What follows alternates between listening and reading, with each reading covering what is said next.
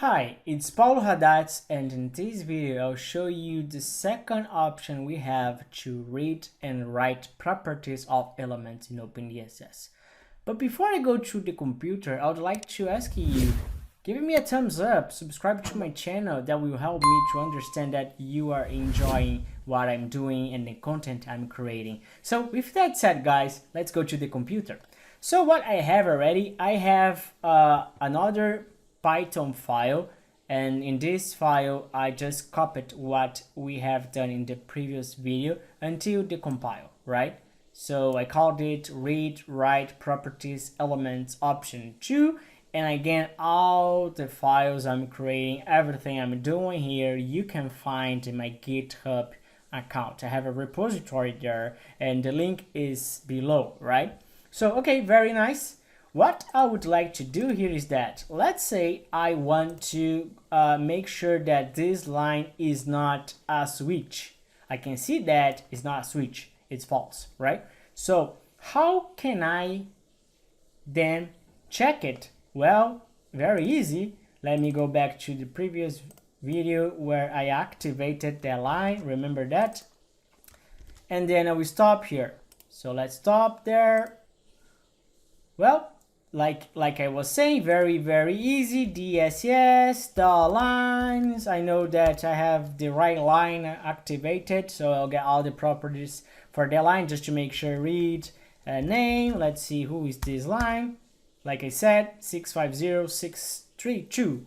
Cool. So can I then just go read switch or something like that? No, I can't. Well, guys, there is some of the properties of the elements are not available in the direct DLL version of OpenDSS. We can't access it, right? My plan for 2022 is probably include everything I can.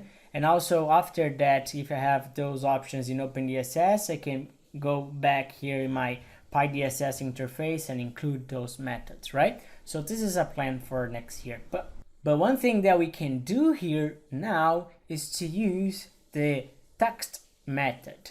So what I mean by that? Well, if you'd like to make sure you have the information if the line is switched or not, you can do that. You can go DSS text. I will use a f string as a Python feature after Python 3.7, I guess. So f.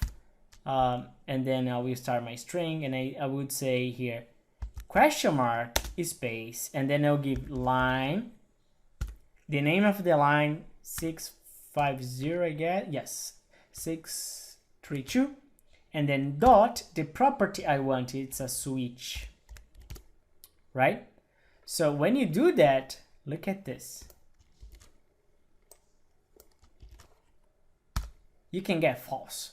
Well, it's not switch. Let's just, I'm curious now. Let's see if that works. Buzz 1. Boom. Buzz 1. Buzz 2. So you can get anything you want through the text method, right? Again, here things that might be, not very nice. You need to have like the name of the line, in the name of the property. So you might say, well, maybe I can do something better. So let's say line name can be, the name of the line. It should be string, so 6, okay. And then let's say property name. Well, no, maybe it's better, but you can change in your code to each. Perfect. And then in here, what I do, since it's a f string, I can line name. Awesome. And then dot, and then I can like property name. Well, I think I can run that, like let me get to this point here. So run to debug mode, stop and rerun. Yeah, it doesn't break anything here, so let me get there. Boom, false. Okay, perfect. So let me just like save it in a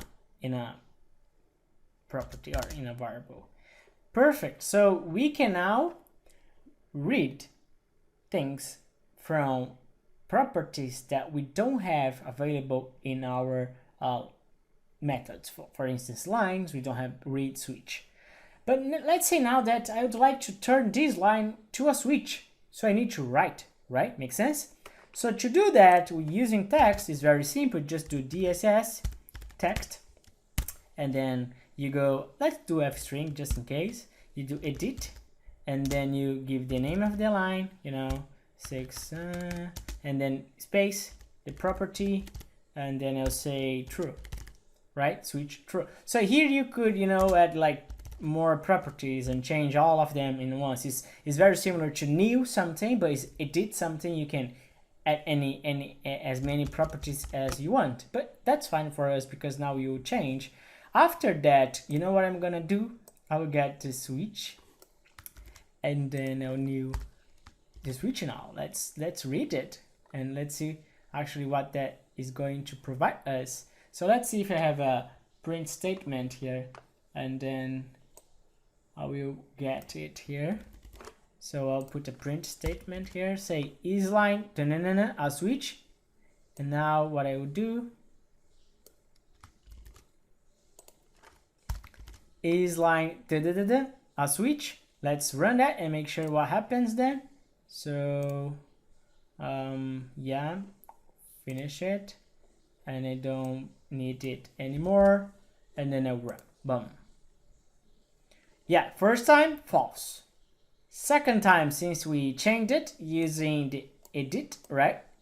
So we got from the edit, then we read it using the question mark, and then we ask that again, and now it's true.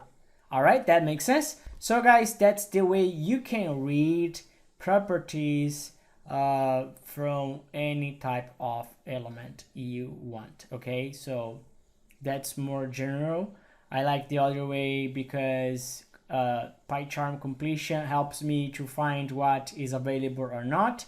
But in the next video, I'll show you a way that you can check all the possible properties you have in each element. Anyway, you could open, OpenDSS and reading the question mark there and get everything there. But I'd like to keep, working with just this tool, just PyCharm. If I can do everything here, that'll be awesome. That's something that I think will save a lot of time when you're working with Python OpenDSS, right? So again, guys, if you are enjoying the content that I'm creating, consider giving me a thumbs up, subscribe to my channel, and I hope you enjoyed this video, and I hope to see you in the next one.